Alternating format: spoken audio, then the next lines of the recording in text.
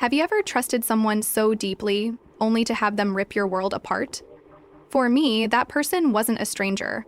It wasn't a toxic friend or a manipulative partner. No, it was my own sister.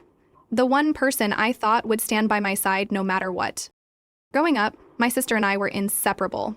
We shared everything, our toys, our secrets, and even our dreams for the future. People used to say we were more like best friends than siblings. I believed that too. I wanted to believe that. In my eyes, nothing could break the bond we had. But I was wrong. Very wrong. You see, betrayal hurts, but betrayal from someone you love, that cuts deeper than anything you can imagine. One single lie, just a few twisted words, was all it took to destroy everything I had worked for. My reputation, my family's trust, my entire future. All gone in an instant. And the worst part? I didn't even see it coming. This is the story of how my sister's jealousy and lies turned my world upside down. How she manipulated everyone around me, painting me as the villain, while she played the perfect daughter. And how, in the end, karma came knocking when no one expected it. It's a story of trust broken, hearts shattered, and the painful lesson that sometimes your greatest enemy isn't out there in the world. It's right beside you, smiling, hiding in plain sight. Stay with me. You're going to want to hear how this one ends. I grew up in what most people would call a picture-perfect family. We lived in a quiet neighborhood, my parents worked tirelessly to give us a comfortable life, and on the outside, everything looked ideal. My sister Sarah and I were just 2 years apart. From the moment we were little, we were compared to each other constantly, by relatives, teachers. Sarah was the lively one, outgoing, charming, and the kind of person who could light up a room. I was the opposite. Quieter, more reserved, but focused and determined. Where Sarah thrived in social situations, I thrived in academics. My parents, especially my mom, always emphasized the importance of education. They praised my report cards, hung my certificates on the fridge, and beamed with pride whenever someone complimented my achievement. Sarah, on the other hand, often struggled in school. I never saw her as less than. She was my sister, my best friend, and I always believed we complemented each other. Whenever she came to me crying over a failed test or a bad grade, I would drop everything to help her study. I wanted both of us to succeed. But I didn't realize that beneath the surface, resentment was brewing. Looking back, there were signs, small at first, easy to overlook. Sarah would roll her eyes when my parents praised me. She'd make sarcastic remarks like, well, of course Miss Perfect aced her exams again, or not all of us have to be overachievers, you know. I'd laugh it off, thinking it was typical sibling teasing. But over time, those comments grew sharper, more biting. I remember one particular day when I received a letter announcing that I had been accepted into a prestigious summer program. My parents were ecstatic, throwing a small celebration at home with balloons and cake. Sarah sat at the table, smiling tightly, but her eyes told a different story. That night, I overheard her crying in her room, and my heart broke for her. I went in, hugged her, and told her she was amazing in her own way. I truly meant it. But I could tell my words didn't soothe the deep insecurity she carried. As we entered our final years of high school, the pressure ramped up. I was offered an internship at a prestigious firm and shortlisted for a full-ride scholarship to my dream university. My parents were over the moon, bragging about me to anyone who would listen. Sarah, meanwhile, seemed to shrink into the background. She started staying out late, hanging with a new crowd, and her grades slipped even further. I tried to pull her back, to remind her that we were in this together, but she always responded with cold detachment.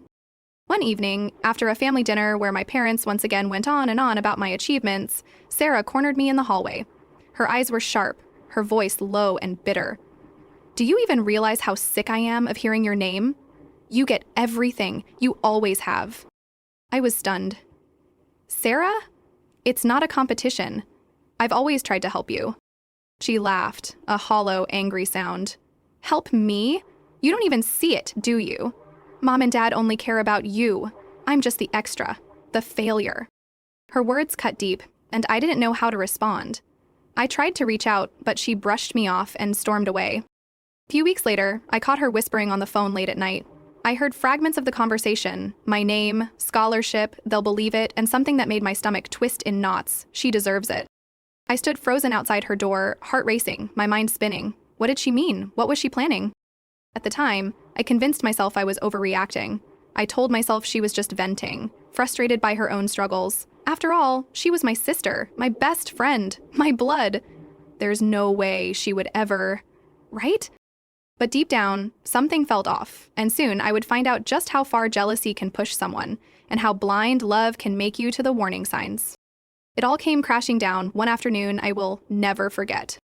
I had just returned home from school, buzzing with excitement because my scholarship had been officially approved. This was my moment, the payoff for years of late nights, sacrifices, and endless hard work. I walked through the front door, ready to celebrate, but immediately sensed something was wrong. My parents were at the kitchen table, their faces stone cold. Sarah stood near the counter, her eyes red and puffy, her arms folded tightly across her chest. "Sit down," my dad said, his tone like ice. My heart began to race. What's going on? Without a word, my mom slid an envelope across the table. Care to explain this? Confused, I pulled out the papers. My eyes scanned the pages, screenshots of emails, text messages supposedly from me. They accused me of bribing teachers, cheating on exams, manipulating my way into the scholarship. My hands shook. My throat went dry. "This isn't me," I gasped. "I swear, I've never done anything like this." My mom's eyes welled with tears. "We trusted you. We told the whole family how proud we were, and now this?" My dad slammed his hand on the table, making me jump. "We raised you better than this. Cheating? Bribery? You've humiliated this family." My mind was spinning. It felt like I had stepped into a nightmare. "Please, you have to believe me. I would never..." But Sarah stepped forward, her voice trembling. "I didn't want to say anything, but I've seen things. Late night calls, hiding your phone, secret meetings. I thought something was off, but I didn't want to believe it." I stared at her, my vision blurring with tears. "Sarah, why are you saying this? You know it's not true." But she wouldn't meet my eyes. My own sister, twisting the knife while pretending to care. My dad's jaw tightened. "Until we figure this out, you're grounded. Forget about university. You're not going anywhere until we sort this mess." I felt my entire world crumble in that instant. My dream gone. My parents' trust shattered. I couldn't breathe. I ran upstairs, slamming the door behind me, and sank onto my bed, sobbing until my chest ached. Days turned into weeks. The silence at home was unbearable. My parents barely looked at me, and when they did, their eyes were full of disappointment and anger. I became invisible, no longer the golden child, but a stain on the family's reputation. At school, the rumors spread like wildfire. People whispered behind my back. Teachers who once praised me now watched me with suspicion. Friends who had been by my side for years slowly distanced themselves, leaving me isolated and humiliated. Sarah, meanwhile, thrived. She started sitting with my parents at dinner, helping with chores, offering fake words of comfort like, "We'll get through this as a family." It was like watching her step into my place, wearing my role like a mask she'd always coveted. One night, after another silent, tension-filled dinner, I overheard my parents talking in the living room. My dad's voice was low and heavy. "I just can't believe she would do this, after everything we gave her." My mom sighed. "Maybe we pushed her too hard, but still. This is unforgivable." I lay in bed, tears slipping silently down my cheeks. The people who had raised me, loved me, cheered me on at every step, they truly believed I was a fraud. And the person who had orchestrated it all? Sleeping peacefully in the room next door. It was crushing. The betrayal wasn't just from Sarah, it was from my entire world collapsing around me. I felt like a stranger in my own home, a ghost haunting the hallways of a life that no longer belonged to me. The weight of it all became unbearable. My mental health spiraled. I started questioning my own worth, wondering if somehow deep down I deserved this. I lost my appetite, my motivation, my hope. Each day blurred into the next, a painful reminder that everything I had worked for was gone. But then, a spark. Late one night, as I lay awake in the dark, I heard Sarah on the phone. Her voice was sharp, confident, dripping with arrogance. "I told them everything. They bought it, hook, line, and sinker. She's out of the picture now, finally. I have my chance." My blood ran cold. My suspicions were confirmed. It had been her all along. Rage mixed with heartbreak as I realized the full extent of her betrayal. She had not only lied, she had destroyed my life with precision and cruelty. I wanted to confront her right then, to scream and demand answers. But a part of me held back. No, I needed proof. Solid, undeniable proof. The next day, I confided in Lily, my best friend, the only person who had never wavered in believing me. We devised a plan. Lily pretended to reach out to Sarah, offering fake sympathy and pretending she wanted to help keep the story straight. Sarah, drunk on her own success, fell right into the trap. She confessed everything in text, how she had faked the emails, manipulated the screenshots, and twisted the narrative to take me down. We saved every message, every detail. For the first time in weeks, I felt a flicker of hope. I held on to the evidence, my heart pounding, knowing it was my ticket to the truth. But even with proof in hand, the hardest part was yet to come. For days, I stared at the messages Sarah had sent to Lily. Line after line, it was all there. Confessions, manipulation, her full scheme laid bare. I had the proof I'd been praying for, but instead of feeling relief, I felt numb. This was my sister. My blood. The person I had trusted most in the world. I spent sleepless nights debating what to do. A part of me wanted to storm downstairs, shove the phone in my parents' faces, and demand justice. Another part of me, a smaller, quieter voice whispered that doing so would destroy what was left of our family forever. But deep down, I knew the truth had to come out.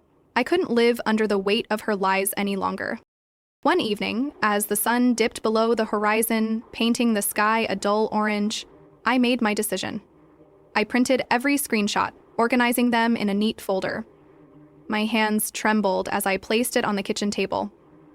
I sat there, waiting, my heart pounding so loudly I thought it might burst from my chest. My parents came home an hour later. My mom spotted the folder first. "What's this?" she asked cautiously. "Proof," I said quietly, my voice shaking but resolute. "Proof that I've been telling the truth all along." They exchanged a wary glance, but sat down and opened the folder. Silence fell over the room as they read. Page after page, their eyes darkened with realization.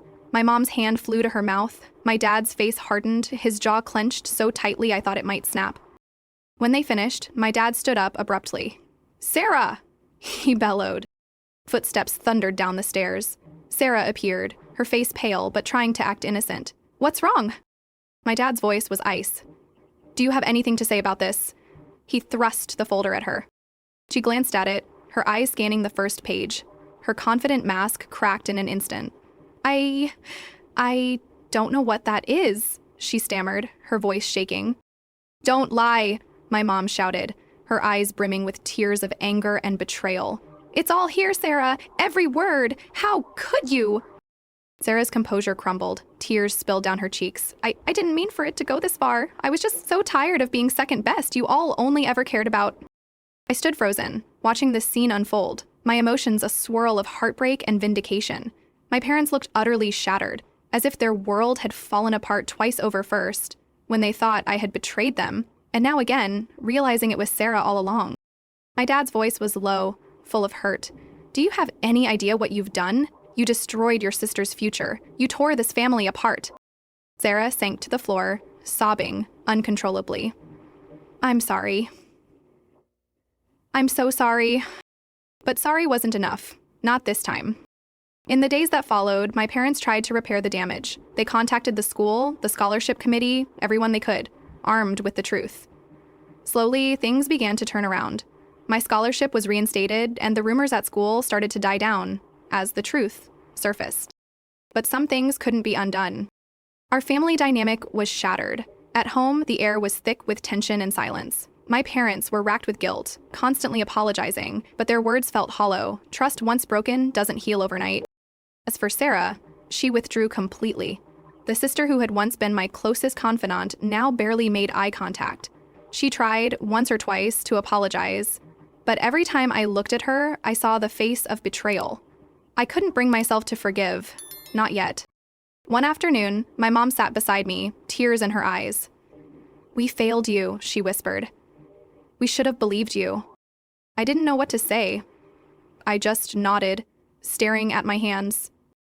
My dad, normally a pillar of strength, seemed weighed down by his own guilt. We let her get inside our heads. We saw what we wanted to see, not the truth. Their remorse was real, But it didn't erase the months of pain, the endless nights I had spent crying myself to sleep, wondering if I was going crazy. I returned to school, picked up the pieces of my shattered dreams, and pressed on. Outwardly, things went back to normal, but inside, I was forever changed. The twist wasn't just that Sarah had betrayed me. It was realizing that love and trust can be weapons in the wrong hands. It was understanding that sometimes the people closest to you are capable of hurting you in ways you never imagined. And while the truth had come out and justice had been served, the scars remained deep, invisible, and lasting. In the weeks and months that followed the explosion of truth, life at home was different. It wasn't the same house I had grown up in, full of laughter and warmth.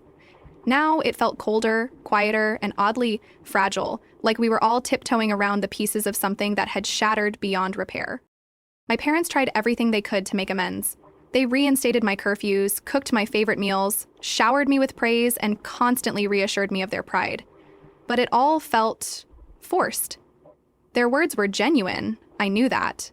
But the wound of betrayal, the deep gash of having my own family doubt me, wasn't something that could be healed with apologies and comfort food. Sarah, on the other hand, became almost invisible. After her confession, she withdrew completely. No more sarcastic remarks, no more attention-seeking antics. She moved like a ghost through the house, eyes downcast, shoulders hunched. Occasionally, I'd catch her staring at me, as if searching for some sign that I might one day forgive her, but every time our eyes met, my heart would harden. The pain was too raw, too deep. I tried to focus on rebuilding my life. I returned to school and poured myself into my studies with a newfound intensity. My scholarship had been reinstated, but I felt the pressure to prove myself all over again, not just to my teachers and peers, but to myself. I worked harder than ever, driven by a fierce need to reclaim my identity, my integrity, my future. But no matter how well I did, the betrayal lingered like a shadow I couldn't shake. I found myself becoming guarded, cautious around people, even friends I had known for years.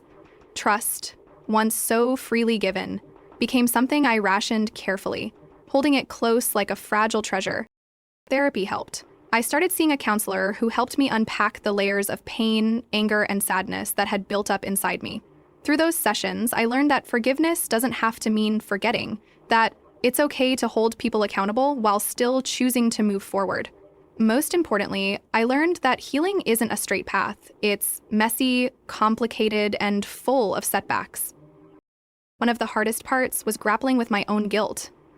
Yes, Sarah had betrayed me, but there were moments I replayed in my head, times I had unknowingly made her feel small, insignificant, overshadowed. I didn't deserve what she did, but I also couldn't ignore that years of comparison and competition had built a pressure cooker waiting to explode. Our family dynamic shifted permanently. We went through the motions, dinners, birthdays, holidays, but the closeness we once shared was gone. My parents tried to rebuild bridges between Sarah and me, gently suggesting family therapy or heart-to-heart talks, but I wasn't ready. Maybe one day, but not yet. The biggest change, perhaps, was within me. I was no longer the naive, trusting girl who believed that family meant unconditional love and loyalty. I had grown tougher, more self-reliant. I understood now that betrayal doesn't always come from the outside. It can strike from the place you least expect, from the people you love most. Sarah eventually left for college, and the distance brought a strange sense of relief. The tension at home eased slightly, but the silence between us remained. We exchanged polite texts on birthdays and holidays, but nothing more. Every so often, she would write a longer message, apologizing again, expressing regret, and asking for a chance to rebuild. I would read her words, stare at the screen for a long time, and then set my phone down without replying. Forgiveness, I learned, isn't just a gift you give to others, it's a gift you give yourself. I wasn't ready to give that gift yet, and that was okay. Today, when I look back on everything that happened, I feel a mix of emotions. Anger, sadness, betrayal, but also pride. Pride that I survived it. Pride that I rebuilt my future from the ruins. Pride that I didn't let her lies define me. I've come to terms with the fact that some scars never fully fade, but they also don't have to control you. I've learned to live with mine, to carry them as a reminder of my strength, my resilience. And as for Sarah, well, she'll always be my sister. But the sister I thought I knew, the one I trusted implicitly, is gone. In her place is someone I barely recognize. Maybe one day we'll find our way back to each other. Maybe forgiveness will come when we're both ready. But for now, I'm at peace with the distance. I've made my peace with the past. Because in the end, betrayal may break your heart, but it doesn't have to break you.